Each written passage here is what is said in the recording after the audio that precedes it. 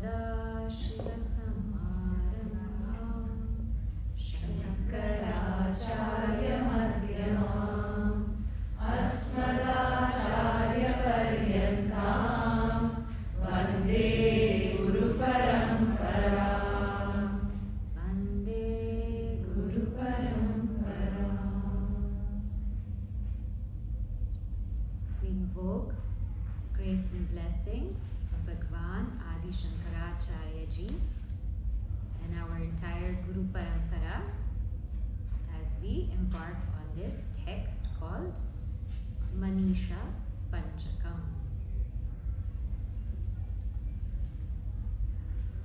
Okay, so the text we are studying is called Manisha Panchakam. Panchakam, we know, means 5 verses, right?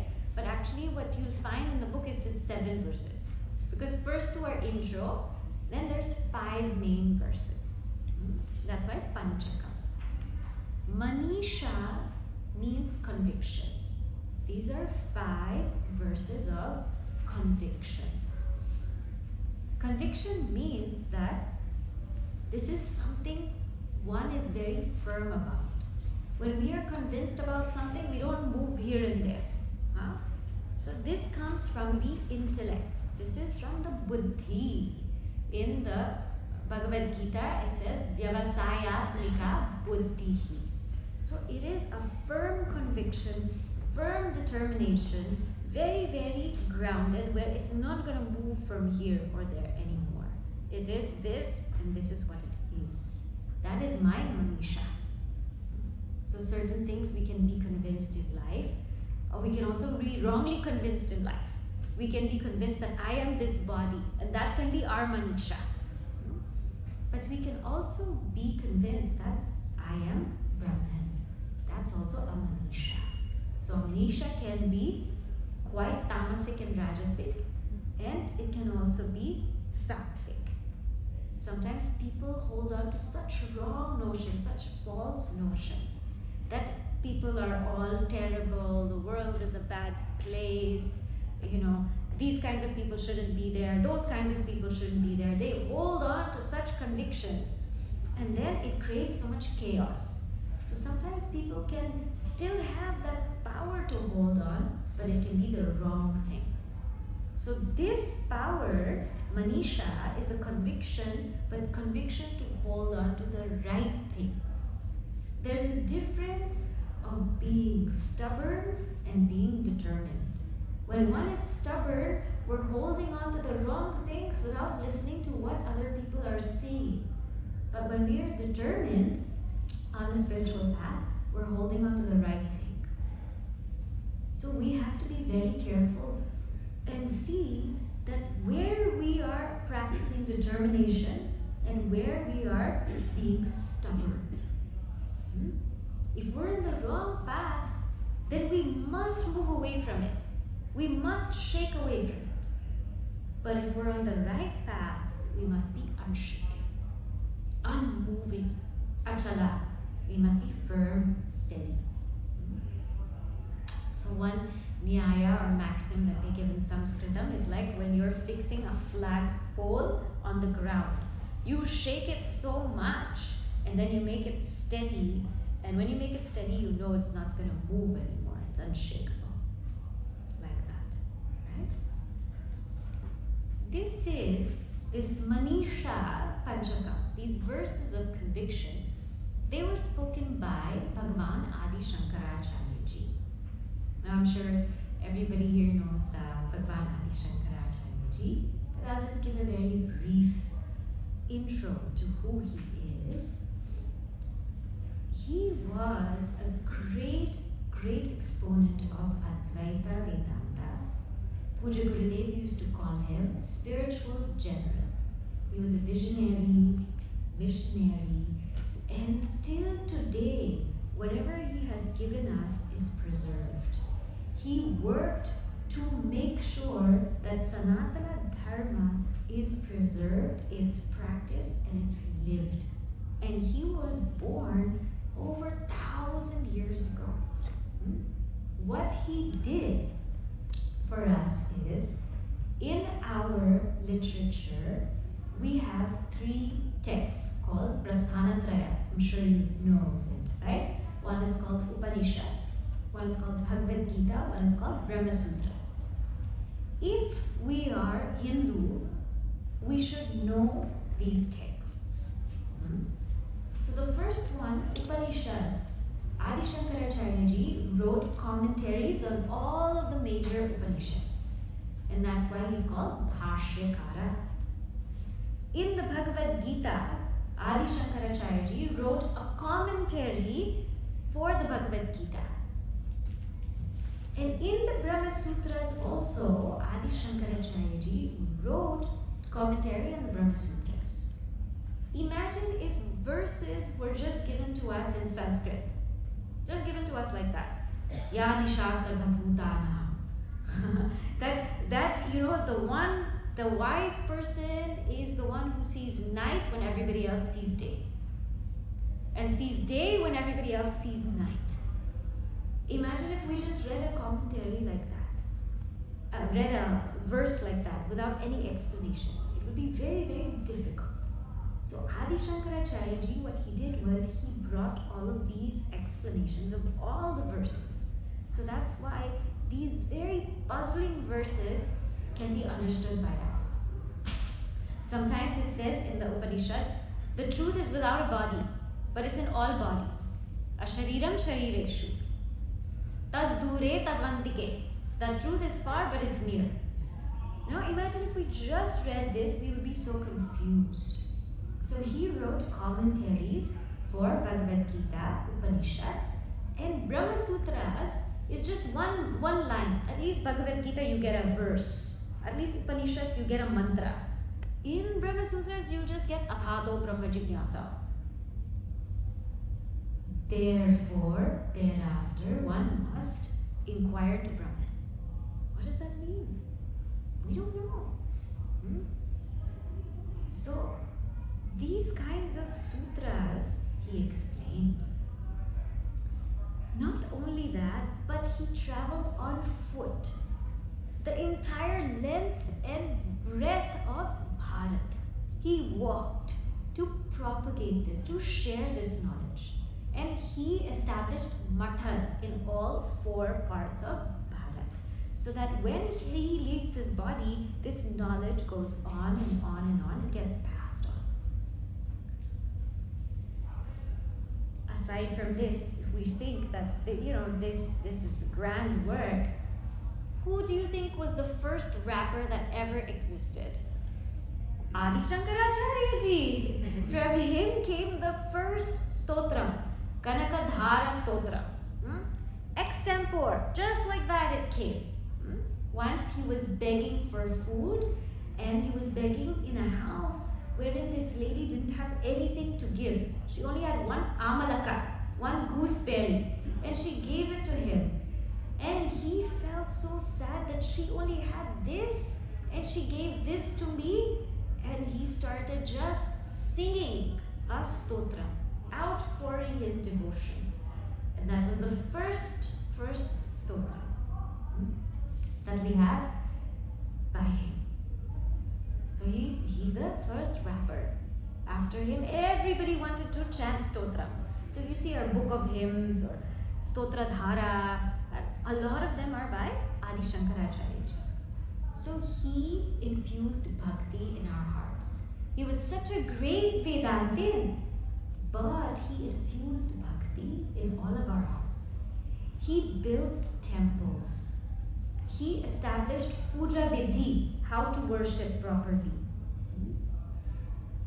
And with each form of god or goddess, he has a stotram, he has a composition, he has something written unto them.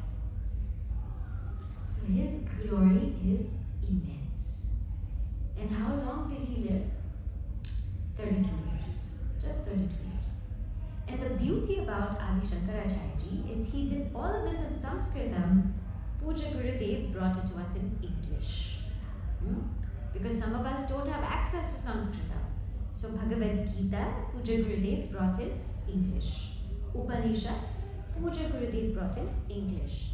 And our Brahma Sutras Archana International Foundation has brought it, the first 4 sutras in English. And just recently I was there also, the rest of the sutras also they're translating. This is who he is. Now, there was a part in his life where Lord Shiva wanted to see how firm his knowledge was. Lord Shiva wanted to see. This is Shankaracharya ji. He is traveling all over. I want to see how firm his knowledge is. So where was Adi Shankaracharya ji? He was in Varanasi. He was in Kashi. And at that time, when he was in Kashi, the roads were very narrow. Not like now. If you go, it's very, very beautiful and wide. But that time, the roads were very narrow. So more than one person couldn't really fit. But and if you fit, it's very tight. If you fit the bike and a person and this and that, you don't know where you're going to go. It's really, really tight. So he had gone to Ganga Maya to bathe with his shishyas, with his disciples. So now he's all clean. He's all clean. He comes out of the water. And there was a Chandala. Chandala means somebody who burns bodies, who cremates bodies. Chandala. You know, in Kashi, there are people who sit there and all they do all day is they cremate bodies. It's very casual for them. A new body has come, okay, chalega, bring it, we'll burn it. It's very casual, it's not a big thing. So he burns bodies. So he has that smell. And he has that, it's quite scruffy looking. And he's also known as Shwapacha. Shwapacha, one who cooks dogs and eats them. So Chandala, this big Chandala was quite dirty and scruffy camps. And he has 4 dogs. Now imagine this, the size of Sukha maybe. Imagine very, very narrow. This Chandala is coming with 4 dogs and he just took a bath with his disciples. So this Chandala comes and he says to this Chandala, Gacha, Gacha means move, means give way because you've just taken a bath. Right? So imagine if you've just taken a bath, you've just showered, and your child's all muddy all over the place, all mud all over and wants to come hug you here. Gacha, gacha, like that. So that's how also he felt. He just took a bath. And this Chandala doesn't move. He looks at Adi Shankaracharya Jesus. I'm not moving.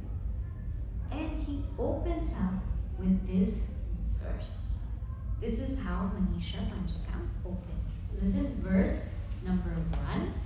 I'll chant and then you please repeat after me.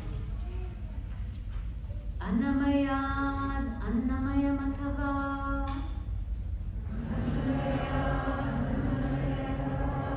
Chaitanyameva Chaitanyad.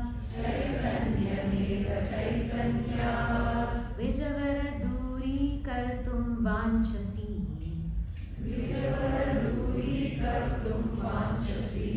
Kim bruhi gaccha gaccheti.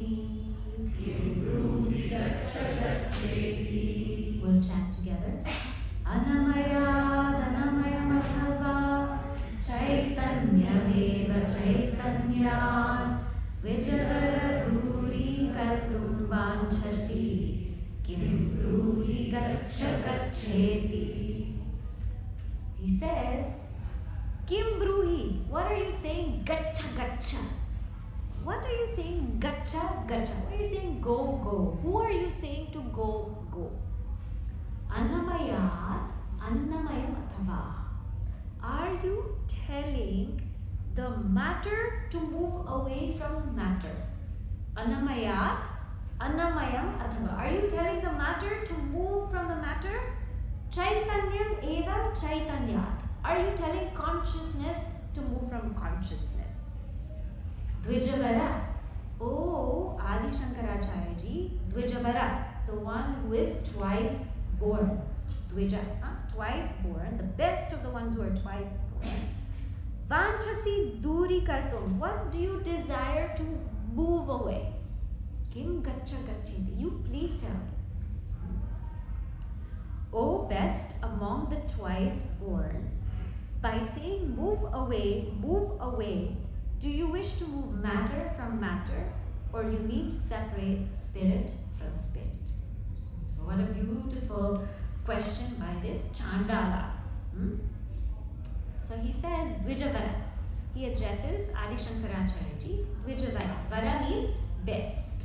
Dvija, twice born. Twice born, why? Because we are all born twice. The first time we are born into this world. We are born into this world through our parents. And when we come at the feet of the Guru, then what starts is we are now getting born out of this world. So I explained in the Devi Satsang yesterday, Gurudev told the parents, you deliver into this world, I deliver out of this world. That's my role. So Dvijavara, somebody who has come to the spiritual path, is called Dvija. So everybody here is Dvija because you have come to the spiritual path. This is your second birth because now you're born to be out of this world. Break free from the cycle of birth and death for good. That person is Dvija. So you are telling me to move. Now how can matter move away from matter? How can food move away from food? Annamaya. Annamaya means that which is a modification of anna, food. So this body is called Annamaya Kosha. I'm sure you've heard this term, right? Annamaya Kosha is there in self-unfoldment. Why is it called Annamaya Kosha? Why is this body food? Because it's born from food. It's born from the mother and the father, the food that they have taken in. The essence of that food forms the baby's body. So this body is called food. It's called food. It's born from food. And how does the body sustain? It's sustained through food. Whenever we eat, we become bigger.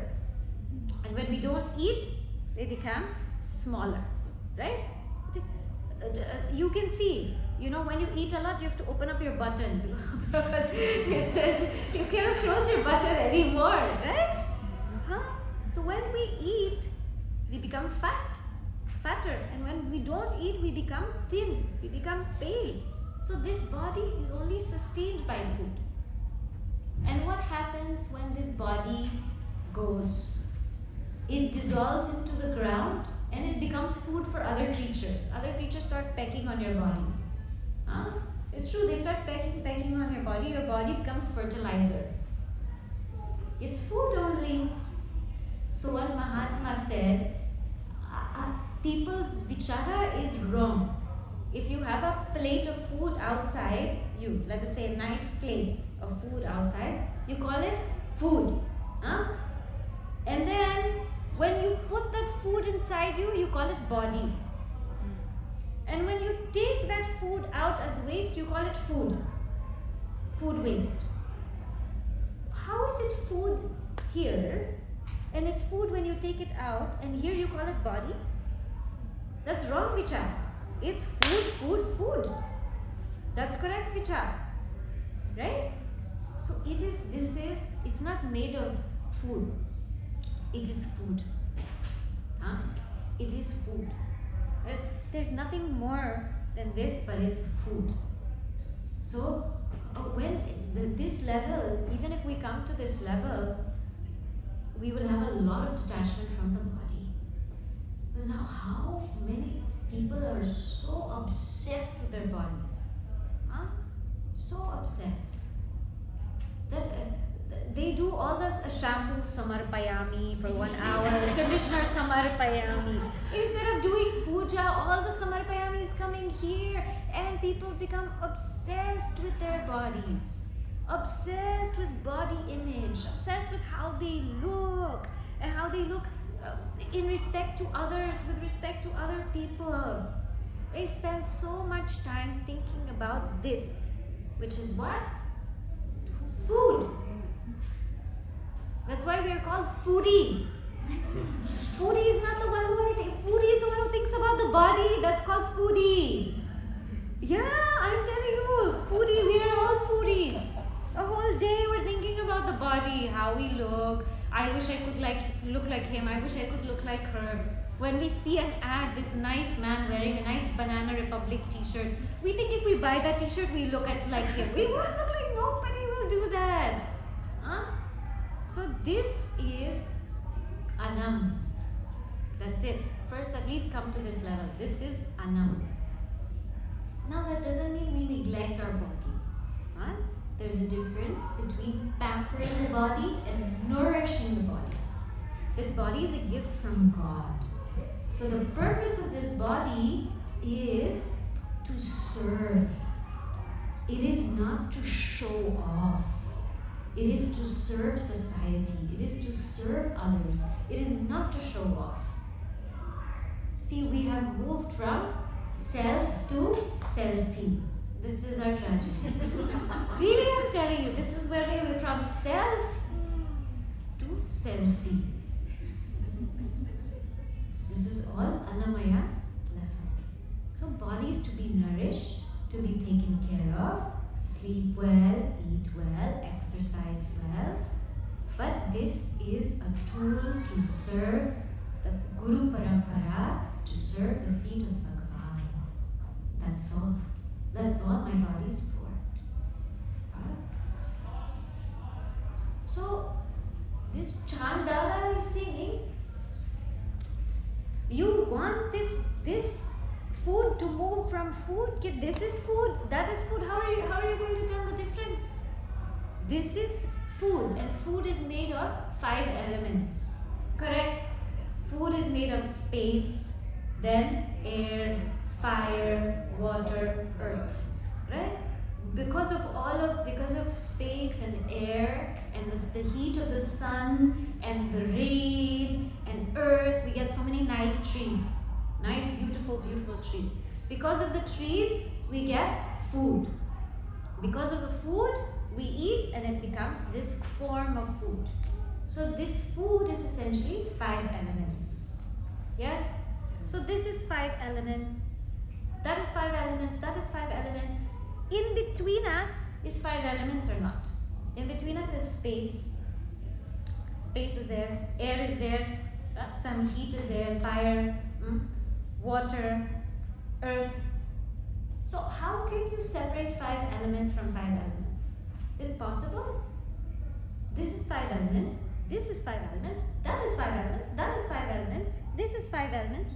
Everything is 5 elements. Pancha. That's why prapancha. Prapancha means the whole world. That pancha became the whole world. That's why it's called prapancha. So it's impossible to separate. You can't separate it. Who will move from what? Then, what about Chaitanya from Chaitanya? What about consciousness from consciousness? Can we move consciousness from consciousness? No. There's only one consciousness. There's only one Atman. So how will you separate consciousness? See, can you separate space? Can we separate space and say, I'll take this space and break it? We cannot break space. And consciousness is subtler than space. So how can we separate it? So who are you telling to move? And Adi Shankaracharya was silenced. He said, "Whoa." He is completely stunned that I have never heard of this thing before, And then this Chandala, he doesn't stop here. He goes on. What does he say now? In verse number 2. Kim Gangamburi Bimbitem Baramanao. Kim Gangamburi Bimbitem Baramanao. Chandala Vati Payaha. Chandala Vati Payaha.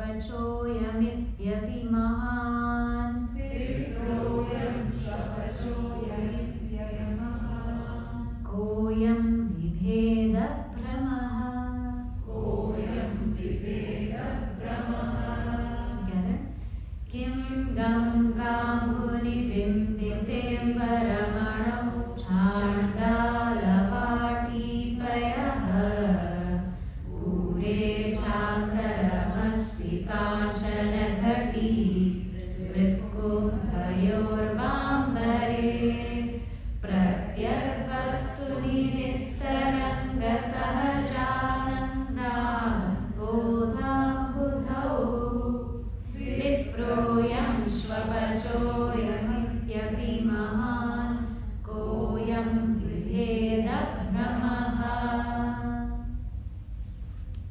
Okay, so it might be Chandala in your book, but Chandala is also another reading. Huh? So Chandala is also another reading.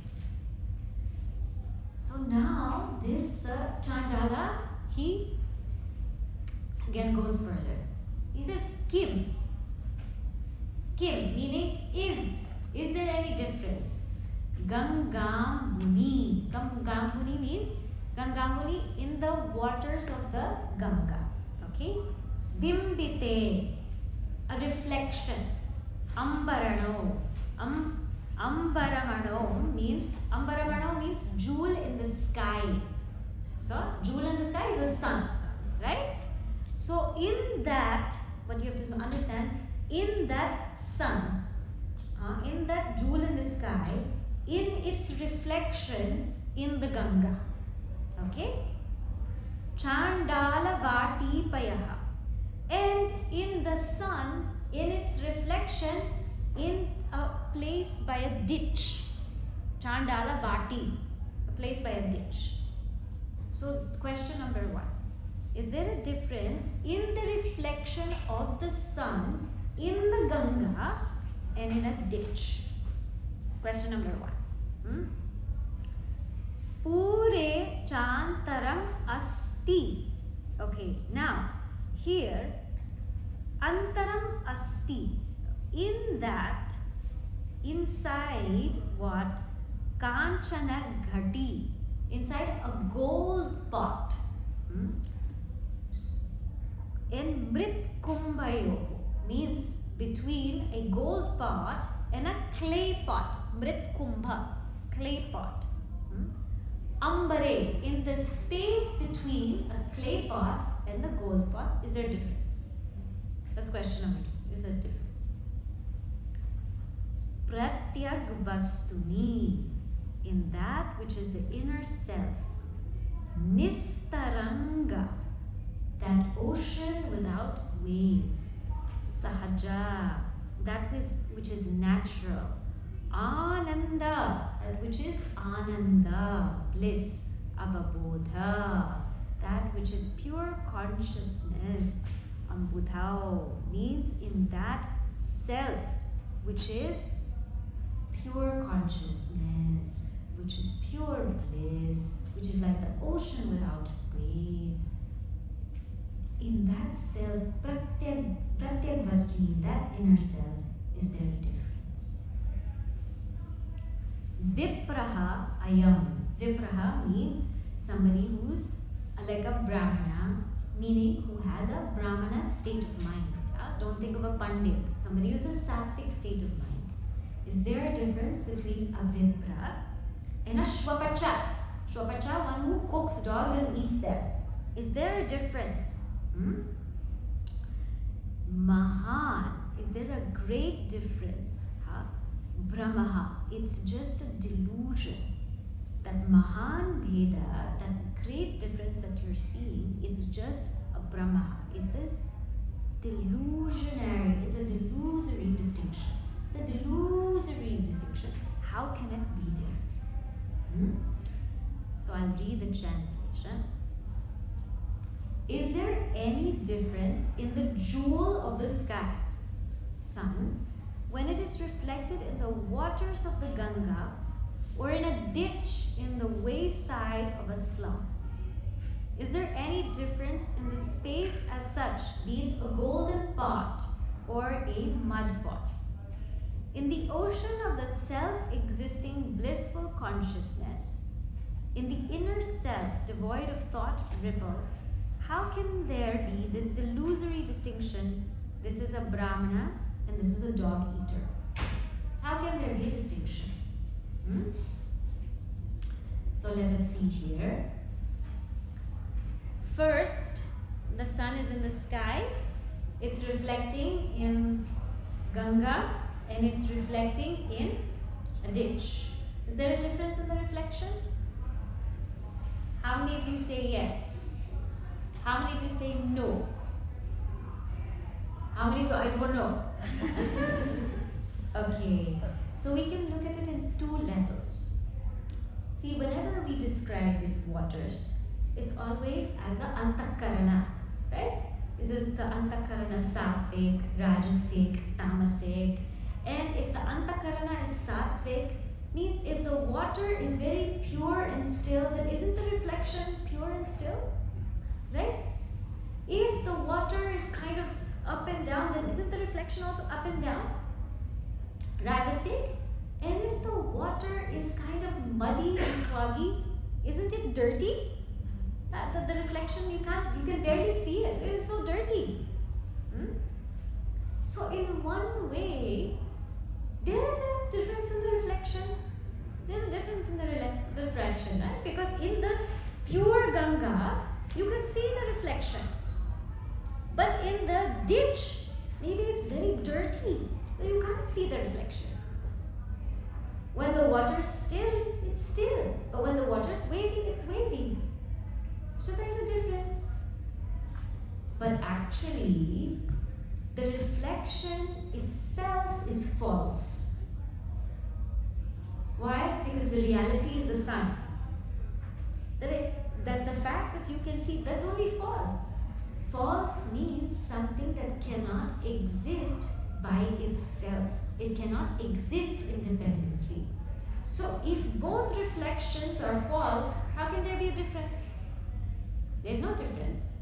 They're both false. There's only one reality. So in that way, he says, it doesn't make a difference.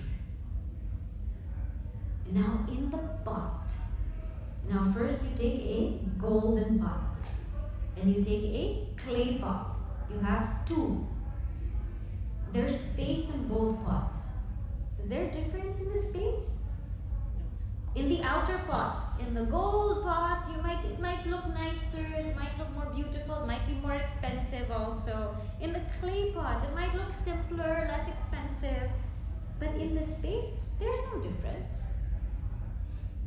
So what difference are you talking about? Who will move from who? So here it brings this concept of Pratibimbavada and Avachedavada. I'll just mention it lightly. It's not too complicated, but one model of understanding Vedanta is understanding Jiva as a reflected consciousness. So this is a reflection theory. So the sun is the pure self. The reflection on the water is Jiva, and the water itself is a mind-intellect equipment. So this is how apparent differences are explained. There is only one self, but it appears as many because it's reflecting on different minds and intellects. It appears many, but there's only one self. There's only one self. Now, to understand this very deeply, if we understand that this jiva is just a reflection, it's very powerful. Because what happens in death? What happens in death? Huh? It is just that reflection moving onto another water. It's moving into another body of water. That reflection is moving into another body of water. Nothing is happening to the sun. So nobody ever dies. Nothing is happening. Who is bound? The reflection is bound. Nothing is ever happening to the sun. Who is touched by all the thoughts of the mind? The reflection is touched, but nothing is happening to the sun, that pure consciousness. So in one model, he is saying, even that jiva, that apparent jiva, who you take yourself to be, there's no difference there because it's false only. It's false. So this is with respect to what we call Pratibimbavada, or the reflection theory. Now, when we use the example of pot and pot space, it comes to Avachedavada. Avachedavada means conditioning theory. That the total space is Brahman. Total space is Brahman. But because we feel that we are conditioned in the pot of this body, we feel we're conditioned in this pot, we feel as though we are separate. That my pot space is different from your pot space. Your pot space is different from my pot space. That pot space there means inner consciousness, that Atman. So your Atman is different from my Atman. Your Atman is different from my Atman. Your Atman is different from mine. We feel that. But actually that pot space is nothing but total space. It's the same thing only. That pot space is total space. There's nothing to differentiate it. So therefore, even in this theory, there's only one space. So what are you talking about? What are you talking about? So listen, from the body level, you cannot separate. Everything is parallel. From the level of jiva, reflected consciousness, you cannot separate. Because it's false, it's actually not there. How can you separate it? It's false only, it's an appearance. From the level of consciousness, you cannot separate. Who will move away from who? Who will move away from who? And he says, in that pratyak vastuni, in that inner self, which is the Atman. Okay. So in that inner self, pratyak vastu, which is an ocean without waves. An ocean without waves, which is the natural self. That which is Sat Chit Ananda. In that, how can there be a difference? How can there be a difference in that which is Sat Chit Ananda, that pure consciousness? How can you say that that is a Brahmana, this is a dog eater? How can you make such claims? How can there be a delusory distinction? Is Brahma. Brahma means delusory. Mahan Vibheda. You're making a great big distinction. It can't be. Now see here, he brings up a very, very beautiful point. Whenever we relate with people, with the body, the mind, the intellect level, conflict will always be possible. But when we relate with the level of the Atman, there will never ever be any conflict. There will never be any conflict. So for example, we take this Shwapacha, this Chandala. At the level of the body, he's different. Adi Shankaracharya is different. He's dirty. At the level of the body, he's dirty.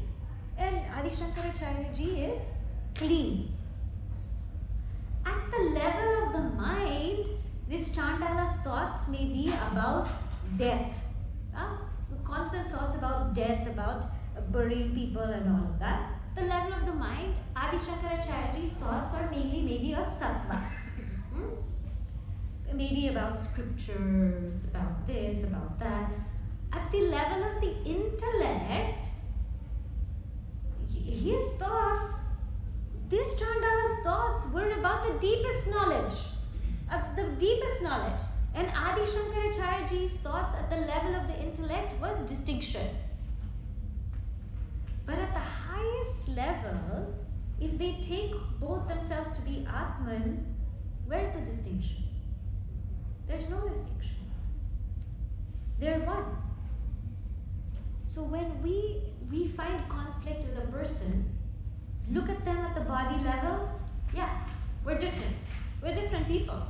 You know, you are of that color skin, I am of this color skin. We are just different. At the mind level, your temperament is like this. You know, you are too noisy, you're too outgoing, you're too outspoken. I'm very introverted. That's the way it is. At the intellectual level, your beliefs are like this. My beliefs are not. Your beliefs are that you should go, you should pursue a career and you should do this and you should do that. My beliefs are not. I should stay home. But from the ultimate level, we are one. We are one. Right? So this Chandala is trying to tell us, whenever we look at people, first start from there.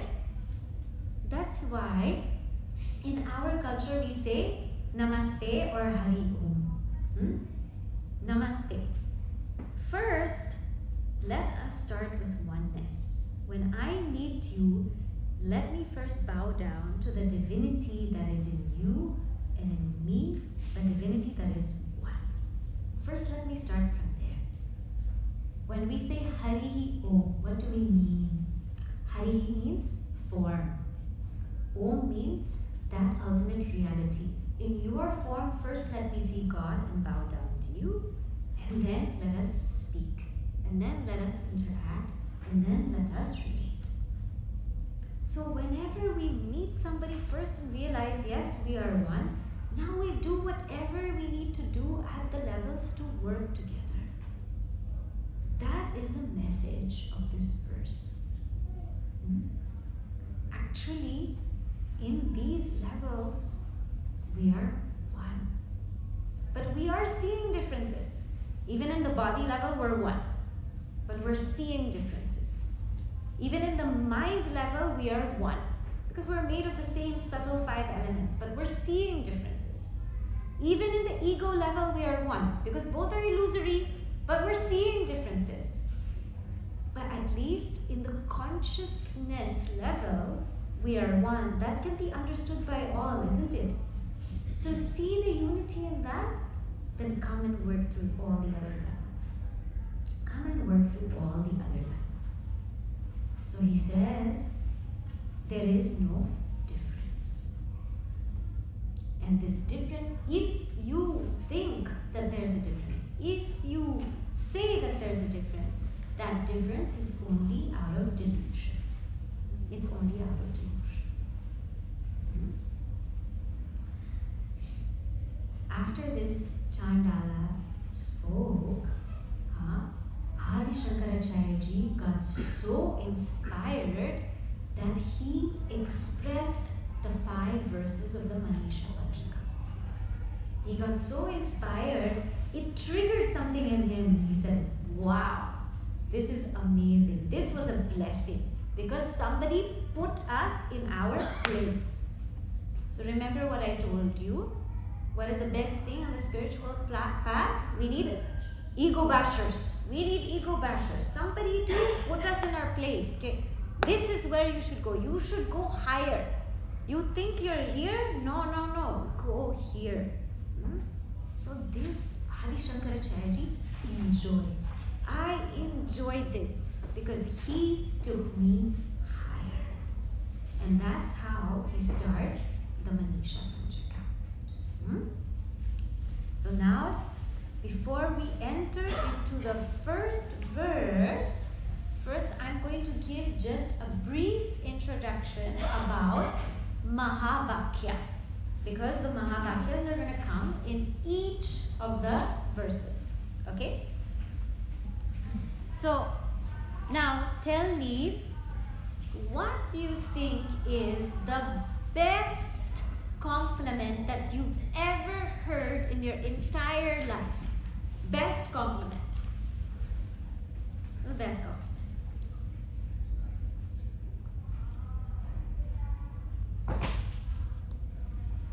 Yeah? Someone once told me, like, they met me after 10 years, they told me, you look much happier than when I knew you during school days. Okay, you look much happier, okay, than before in school days, okay? What else? What's a nice compliment somebody told you? Yes? Keep smiling as you always do. Keep smiling as you always do. Right, right. So we like these compliments. Now when somebody tells you you're beautiful, we like that. When somebody says you're handsome. When someone says, Oh, I didn't know you're 50. You look 30. We like that. We love that compliment because it's like, wow. Somebody tells us you're intelligent, you're smart. I think you could do great things in the world. We like those. But you know, they're all relative, they're all limited. And sometimes people compliment you because they want something from you also. Right? Most of the times that's the case. Upanishads are saying you are infinite, you are infinite, you are infinite. Whole day they're complimenting us. Nobody likes that compliment. Okay, you are infinite. You are changeless. You are the source of bliss. You are that Tattvamasi. Why don't we want to read those compliments? Huh? Because we want you are beautiful. Hey, where is you are beautiful to you are infinite? So Mahavakyas are the greatest compliments that we can ever get in our entire life. And they are compliments not because Upanishad wants anything from us. Shruti Mata is infinitely satisfied. It is because her heart is melting with compassion. I have realized my real nature. You also do it. And I will keep complimenting you, keep complimenting. I will keep telling you every day until you get it. That is our Upanishads. So Mahavakya is the biggest compliment. Whenever you are sad, open Upanishads. Tattvamasi, Aham Brahmasmi, and you will feel much better if we know the meaning. Mahavakya. So the meaning for all of us to understand is the greatest compliment. But also this deeper meaning is Maha means great. Vakya means statement. It is the greatest statement because it reveals our identity with that supreme reality. So any great statement that reveals our identity with that supreme reality is called Mahavakya. Any statement. So sometimes it's called identity revealing statement. It tells you who you are. Because initially we think, yes, I'm this body, yes, I'm this boy, I'm this girl, I'm a high school student, I'm a mother, I'm a father, I'm a child, I'm a worker, I'm a teacher. We think that all of those are our identities. This breaks all of those things and tells you that's not who you are. This is your real identity. You are that infinite reality.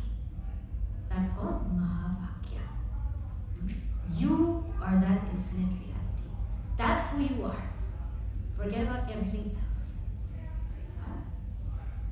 And this Mahavakya, please don't think it can only come in Sanskrita. That only in Upanishads, in Sanskrita, you will get a Mahavakya. No.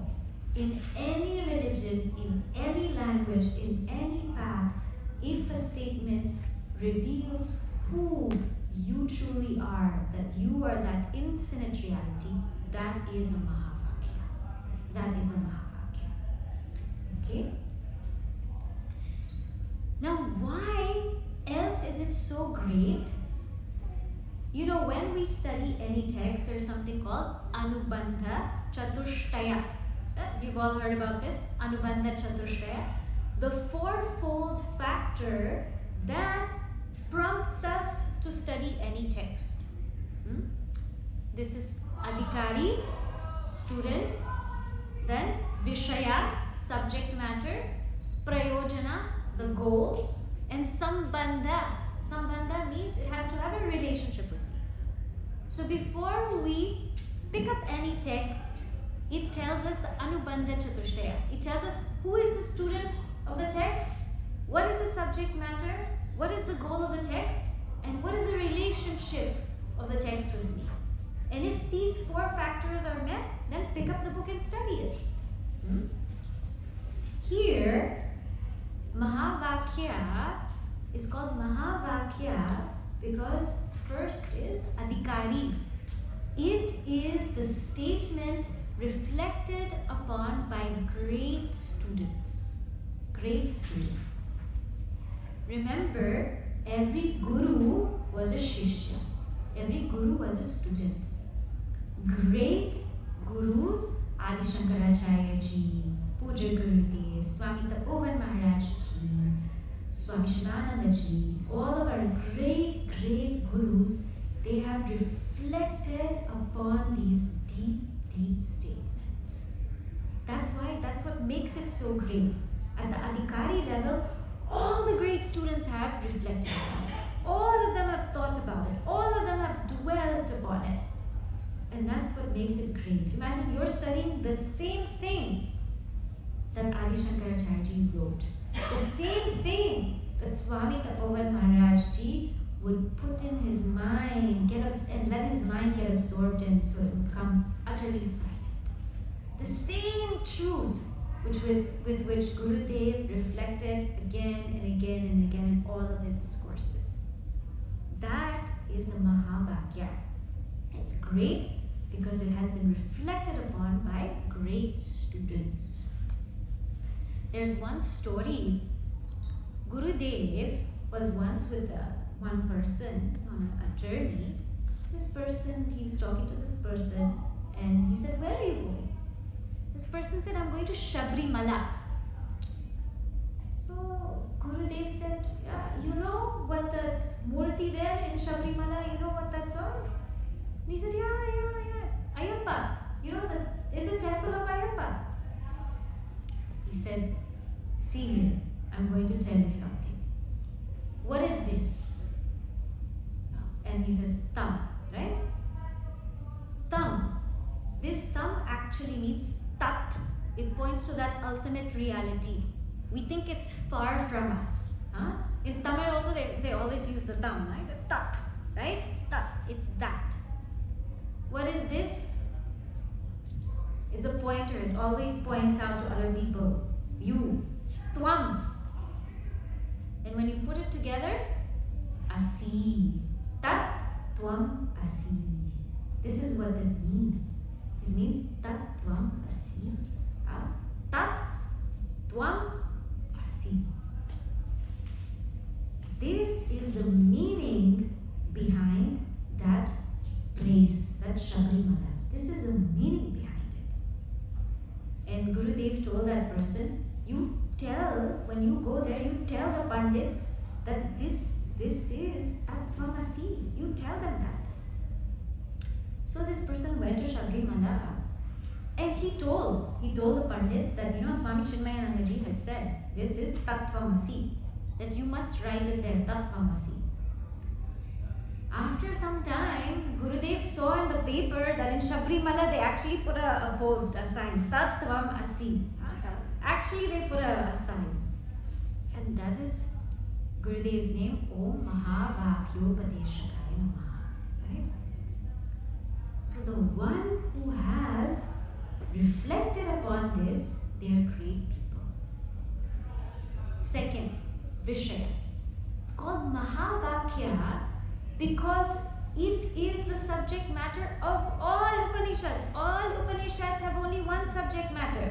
Don't think it's two subject matters or three subject matters. All of them are saying the same thing. You are that, you are that, you are that reality. It is the great statement. It is great because it is the subject matter of all the Upanishads. If you were to distill all of the Upanishads and find out what is the subject matter, it's this. Subject matter. Next, Prayojana. Prayojana means goal. This Mahavakya has the ability to give us the deepest realization, the highest happiness, the highest bliss, the greatest thing. This Mahavakya has the ability to give us the greatest result of our lives, the greatest bliss. That's why it's so great. Because if we hear the Mahavakya and we are able to internalize it, then we will attain that highest bliss. It gives that. And what is that highest bliss? Where we don't want anything anymore.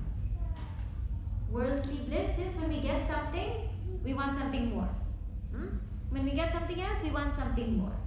This is when we get that, we don't want anything more.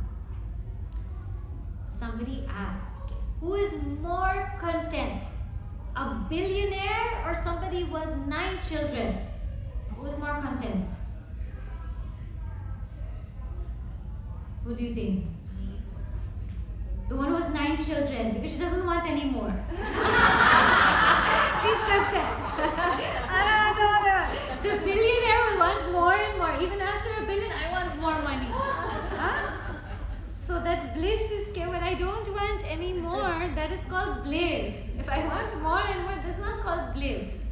That's called sadness only. So it has the ability to give you so much that you say, I am done. Nothing more I want from life. Whatever comes, comes. Whatever goes, goes. It goes. I am done. I am done. Kritakritya. It has the ability to give you that. And Mahat Sambandha, the Mahavakya is the one that ties all of our scriptures together. Mahabharata is only pointing to that. Purana is only pointing to that. Bhagavad Gita is only pointing to that. It is like, example they give is like, think of a bald head. And all the little hairs, there's little hairs there, they're all connected to that one head. You can see the little hairs of the bald head. They're all in that one head. So that Mahavakya apparently is like that bald head, and all the scriptures are that little hairs. They're all connecting to that bald head. They're all related to it. Sambandha, it's all related to it. So whatever actually I study, it's taking me here only. That's why if you know the Mahavakya, you know how to read the Purana. That this Purana is actually telling me that I am divine. This Mahabharata is actually saying, oh, this is Mahavakya in this. This Bhagavad Gita is actually saying, oh, Mahavakya. So we know that every single Shastra that we touch, it's only saying Mahavakya. It's only saying Mahavakya. Right? So it is so great. Great students have reflected upon it. It is the subject matter of all Upanishads. It has the ability to give the greatest result of pure contentment, and it is something that all Shastras are connected to. And it's called Mahavakya. Right? So this is what we are going to study in these 4 verses. The 4 verses will be a representative of the Mahavakya. The 5th one will be the result. Okay, what is the result of knowing the Mahavakya? Now, how many Mahavakyas we have? Wrong. We have so many. Because in each Upanishad there is a Mahavakya. In each Upanishad there is a Mahavakya. In the Bhagavad Gita also there is a Mahavakya. There are Mahavakyas, I should say. There are. But there are 4 representative ones that are taken. So the story goes that the first Mahavakya usually given is Prajnanam Brahma. Right? That is from Aitareya Upanishad, from the Rig Veda. Because first the student has to know, who am I? What is my reality? What is that reality actually? So they say, Prajnanam Brahma.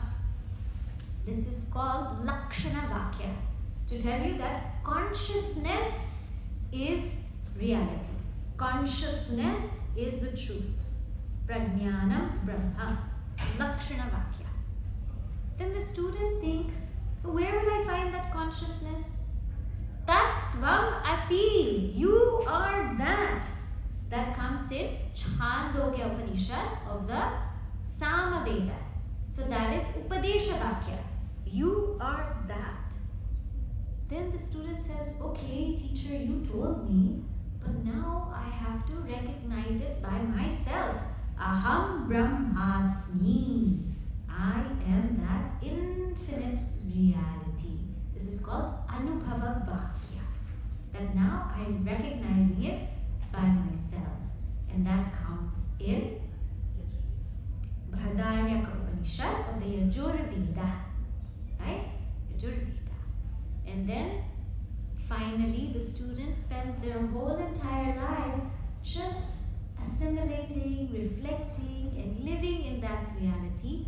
Ayam Atma Brahma. That this Atman, this individual self is actually that infinite supreme reality. Ayam Atma Brahma. That's called Anusandhana Vakya. It is from Mar29 of the Atharva Veda. So each Veda, they've taken a representative Mahavakya. And that's why we normally say 4, but actually there are a lot of Mahavakyas. And as I said, even in different traditions, there is Mahavakya. There is Mahavakya. Alright. So what are these Mahavakyas? We will take up after lunch. We will start this Mahavakya. Okay? Now what I want to do with you all is we will do, now it's 11, so let us do maybe a very simple discussion. We'll do a simple discussion because I think enough now has been given for you to really think about. These are the questions that I want you to just ponder on. So this is what you will do from 11 to 11:30. Okay? The first question is, how are we the same at the food level, Annamaya, at the Chaitanya level, consciousness, and at the Jiva level? How are we the same? Question number 2. What happens when we start relating with people, recognizing our unity with them first? So I have explained to you like Hari Om or Namaste. What happens when we start relating to people, seeing oneness first? How does that make a difference? And question number 3. What is the glory of the Mahavakya?